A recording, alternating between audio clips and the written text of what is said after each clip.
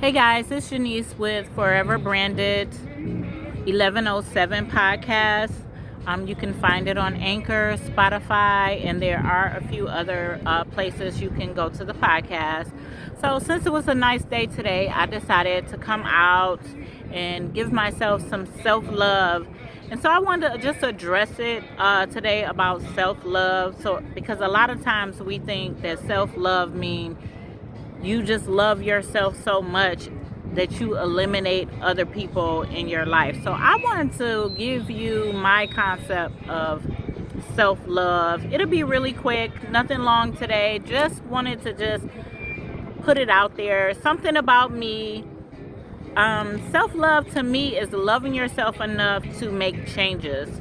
I would say an example is a job. You're not happy at your job. You're miserable. You're crying all the time every time you go to work. But loving yourself is finding that job that's going to make you happy and making that change and conquering that fear. A lot of times we're so fearful of things in life and making change. And I was one of those people. I never wanted to change. I like staying the same. It's more comfortable to walk my day by doing exactly what I like, eating the exact same food that I like, never trying something different. But that's just an example of change and fear and conquering that fear. So this year I've been doing a lot of things as far as conquering my fear and doing things that I normally would not do. So the first thing was doing things by myself. That was a big obstacle for me. So you want to go eat, right? Nobody's available to go eat, but you don't like to sit at home. I don't like sitting at home eating all the time, so I like to go out and sit. So a few years ago, I started going by myself. Nobody was available. I would go sit and eat. I would go to the movies by myself if I wanted to see a movie. I was so caught up in the fear of I want to share this with somebody, or I want to have someone go with me, or even like a meal. I would be like, oh, I'm going to wait and go to this state, once I get a significant other, and, I wanted to share that with someone. But once I just start realizing sometimes you just can't wait, for that right moment. When my daughter passed away, which some of you know, that changed my whole life. I didn't know who I was. I didn't know where I was going in life. I didn't know what kind of job I wanted to work. I was mentally gone. And a lot of times people don't understand someone's struggle when they go through something in life. What effect it takes on them. You want them to heal fast, heal immediately. Oh, you should be over that. Do you know it is a processing things like that? Your child dying. If you truly love someone, you should be affected by their death, their absence.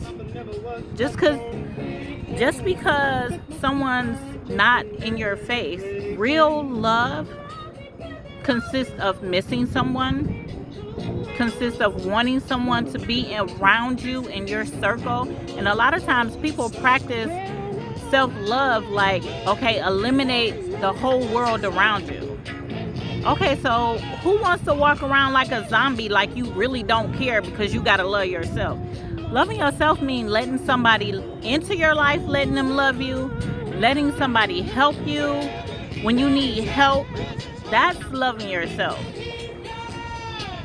So I just wanted to just say how I feel about self-love. And it took a lot for me to let people love me that was around me, that wanted to love me during that time. I had so many emotions that I went through. Anger, frustration, disappointment, shame. It's a process you go through. And a lot of people don't share with you the process because so many people judge what is going on with you and how you should be acting.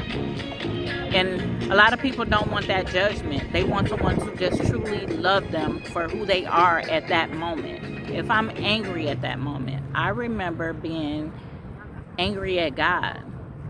And one of the reasons why is because I dedicated myself in church every Tuesday, every Thursday, every Sunday. I'm talking prayer. I'm talking about celibate for years, dedicating myself. And I felt like, why would God take my child?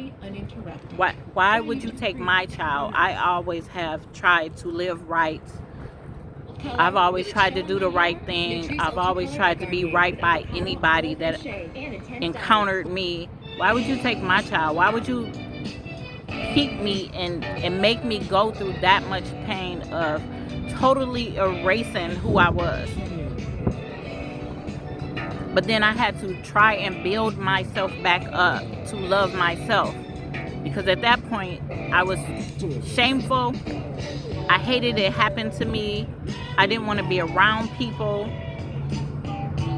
And the people around you just want to, give you that love, and they don't know how to really love you, but you won't let them in. It took so many years for me to pick at my own walls, to knock down my own walls, to allow myself to be loved. So that's just a little something about me. And, I know some people know me and some people don't, but it's a process to love yourself and to be loved. But the most important thing to me about loving yourself is allowing someone else to love you. If we were meant to be on this earth by ourselves, we would be by ourselves. There wouldn't be not one other person in existence to wherever you are in your being. So be intentional when you're walking in a store and somebody say good morning. Be intentional if somebody got a sad face. Hey, how you doing? Pray for them. If you want to pray for them, pray for them. If you don't have to. Go home and pray for them. But you don't know what someone is going through mentally, or what they're thinking, or how their thought process is at that very moment in their life. So, you guys, that's just a little something about me. Not really much, but just something. You can follow me on Forever Branded 1107 podcast, Through These Eyes, because it's through your eyes of how you saw your process, or what you see through life. It's not what somebody else sees for you, it's what you saw.